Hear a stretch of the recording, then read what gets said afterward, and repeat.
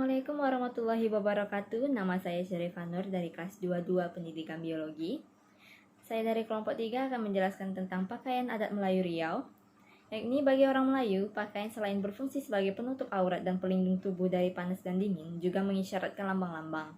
Lambang-lambang itu mewujudkan nilai-nilai luhur yang dijunjung tinggi oleh masyarakatnya. Dengan adanya lambang-lambang budaya yang tersematkan di pakaian Melayu, maka kedudukan dan peran pakaian menjadi sangat penting dalam kehidupan orang Melayu. Berbagai ketentuan adat mengatur bentuk, corak, warna, pemakaian, dan penggunaan pakaian tersebut. Ketentuan-ketentuan itu diberlakukan untuk mendidik dan meningkatkan akhlak orang yang memakainya. Pakaian Melayu dari ujung kepala sampai ujung kaki ada makna dan gunanya. Semua dikaitkan dengan norma sosial, agama, adat istiadat, sehingga pakaian berkembang dengan makna yang beraneka ragam. Pakaian Melayu juga dikaitkan dengan fungsinya, yakni yang pertama pakaian sebagai penutup malu, yang berarti pakaian berfungsi sebagai alat penutup aurat, menutup aib, dan menutup malu dalam arti yang luas. Kalau salah memakai menimbulkan malu, kalau salah corak juga menimbulkan malu. Oleh karena itu, pakaian harus dibuat, ditata, dan dikenakan sesuai dengan ketentuan adat yang berlaku di dalam masyarakat. Yang kedua, pakaian sebagai penjemput budi, yang berarti pakaian berfungsi untuk membentuk budi pekerti, membentuk kepribadian, membentuk watak, sehingga pemakai tahu diri dan berakhlak mulia. Yang ketiga, pakaian menjunjung adat, yang berarti pakaian harus mencerminkan nilai-nilai luhur yang terdapat di dalam adat dan tradisi yang hidup di dalam masyarakat. Pakaian sebagai penolak bala, yang ini yang bermakna berpakaian dengan cara yang benar dan patut akan menghindar pemakaiannya dari mendapat bahaya atau malapetaka. Yang kelima, pakaian menjunjung bangsa, yang berarti dengan bersepadunya lambang-lambang dan nilai-nilai yang tertera di dalam pakaian, maka terjemahlah kepribadian bangsa atau masyarakat pemakainya. Pakaian dalam budaya Melayu harus mampu menunjukkan jati diri pemakainya. Pakaian merupakan salah satu simbol yang mencerminkan karakter budaya suatu kelompok sosial. Pakaian bukan hanya sekedar kain, melainkan rekam jejak sejarah, pemikiran, dan juga keyakinan suatu kelompok sosial. Yang kedua, saya akan menjelaskan tentang jenis pakaian adat Melayu Riau. Yang pertama itu pakaian harian. Pakaian harian merupakan sandang yang dikenakan dalam aktivitas sehari-hari. Berdasarkan jenjang usia, pakaian harian dapat dibedakan menjadi pakaian anak-anak, pakaian dewasa, pakaian orang tua. Pakaian untuk anak-anak laki-laki yang masih kecil disebut baju monyet. Sedang setelah beranjak besar, anak laki-laki memakai baju teluk belanga atau baju cekak musang. Nah, potongan cekak musang memiliki ciri-ciri dengan yang pertama memakai kekek dan pesak. Yang kedua, pada bagian leher diberi kerah setinggi 2 jari. Dan pada kerahnya itu diberi kancing sebanyak 2 buah. Dan pada bagian dadanya diberi kancing 3 buah. Pada bagian depannya memiliki 1 kocek di dada kiri atas dan 2 kocek di bawah baju kiri dan kanan. Yang kedua, yaitu ciri-ciri dari potongan teluk belanga. Ciri-cirinya sama dengan potongan cekak musang tadi. Hanya yang membedakannya pada pembagian buah. Pada kerahnya yaitu hanya 1 buah kancing baju. Nah, anak laki-laki juga memakai kelengkapan seperti kain sarung dan kopiah. Ini kain sarung yang dikenakan untuk pakaian sehari-hari. Dan juga untuk anak laki-laki sebagai sarung ini untuk pergi sholat ke masjid, dan untuk ikat kepalanya biasanya kopiah atau ikat kepala dari kain yang dibuat menjadi segi 4. Terus sedangkan untuk anak-anak perempuan yang belum dewasa mengenakan baju kurung yang selaras dengan kain bermotif bunga atau satu warna dengan kain tersebut. Baju anak laki-laki dewasa disebut baju kurung cekak musang yang dilengkapi dengan kain samping. Yang tadi itu berupa kain sarung dan perekatnya sebagai kain sarung itu sebagai perekatnya dan kopiah atau ikat kepala. Sedangkan perempuan dewasa memakai baju kurung laboh atau baju kebaya pendek, baju kurung tulang belut, Terus pakaian yang untuk perempuan ini dipadukan dengan kain sarung batik dan penutup kepala berupa selendang atau tudung lingkup.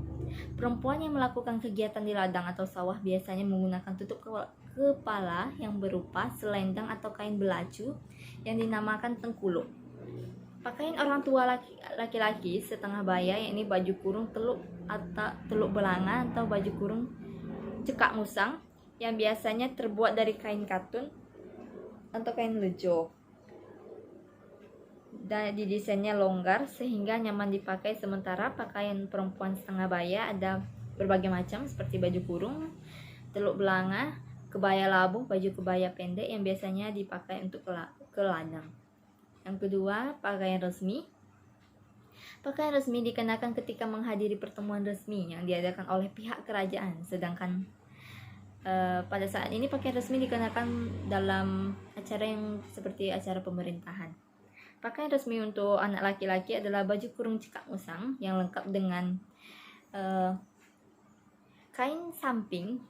Ya, ini kain sampingnya itu disebut kain songket yang kayak terbuat dari kain tenun. Setiap daerahnya mungkin akan berbeda-beda motifnya. Terus pelengkap untuk kepalanya digunakan, ya ini tanja untuk laki-laki ya. Ini tanja. Sedangkan bahan yang digunakan berupa kain sutra, kain satin, kain yang atau kain yang berkualitas tinggi lainnya. Untuk pakaian resmi perempuan dewasa ini kebaya labuh dan baju kurung cekak musang. Kedua jenis baju tersebut terbuat dari kain songket atau kain pilihan lainnya, atau kain tenun siak, tenun indragiri, tenun terengganu atau yang lainnya. Bentuk baju kurung atau kebaya labuh ini disesuaikan dengan bentuk tubuh si pemakainya. Yang ketiga, pakaian untuk upacara adat. Dahulu upacara adat diselenggarakan oleh pihak kerajaan Riau, namun kini peran tersebut diambil alih oleh Lembaga Adat Melayu Riau oleh pemerintah daerah. Beberapa upacara tersebut adalah upacara penobatan raja, upacara pelantikan, upacara penyambutan tamu, dan upacara penerimaan anugerah atau yang lainnya. Dalam prosesi upacara adat ini, jenis pakaian yang dikenakan perempuan yang masih gadis dan yang sudah menikah berbeda.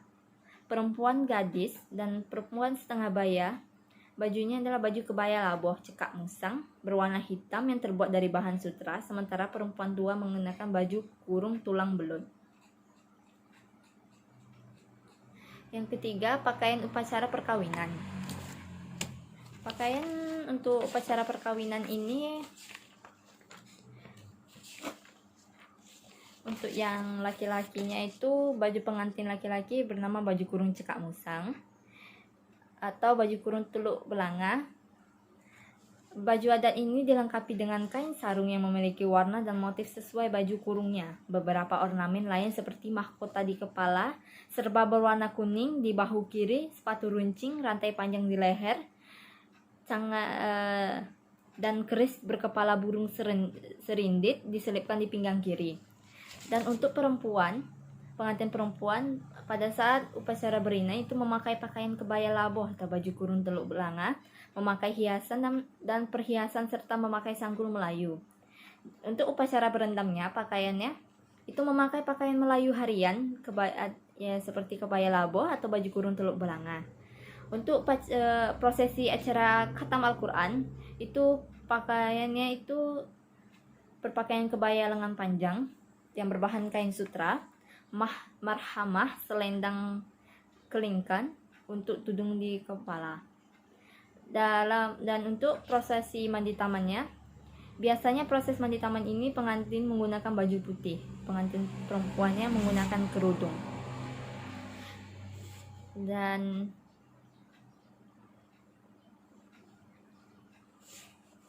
untuk cara pemakaian kain samping itu untuk anak muda atau bujangan itu kedalaman kain samping 2 jari sampai 1 telapak tangan di atas lutut dan kepala kainnya di samping kanan. Yang kedua, laki-laki yang sudah beristri, kedalaman kain sampingnya tepat pada tempurung lutut dan kepala kainnya terletak di belakang. Lalu lelaki yang dituakan atau berkedudukan tinggi itu kedalaman kain sampingnya 1 telapak tangan di bawah lutut, kepala kainnya di belakang. Sedangkan untuk ulama kedalaman kain sampingnya itu 2 telapak tangan di bawah lutut, kepala kainnya itu di belakang. Untuk lambang dalam warna, yang pertama itu warna dalam kepercayaan masa silam. Yang pertama warna putih sebagai lambang tulang, warna merah sebagai lambang darah, warna kuning sebagai lambang daging, warna hijau dan biru dilambangkan urat, warna hitam dilambangkan kulit. Sedangkan warna dalam status sosial, yaitu warna putih sebagai lambang kesucian, warna kuning sebagai lambang kedaulatan, warna hijau dan biru melambangkan orang-orang besar dan terkemuka, warna hitam melambangkan kebesaran adat, warna merah melambangkan rakyat. Sedangkan untuk peruntukan pemakaian warna itu warna kuning dan keemasan diperuntukkan untuk raja-raja dan kaum kerabatnya. Warna hijau dan biru diperuntukkan untuk datuk-datuk atau orang-orang besar. Warna putih diperuntukkan bagi ulama. Warna hitam diperuntukkan bagi pemangku adat atau hulu balang. Untuk warna merah diperuntukkan untuk rakyat biasa. Sekian presentasi saya tentang pakaian adat Melayu Riau. Jika ada kesalahan mohon dimaafkan. Assalamualaikum warahmatullahi wabarakatuh.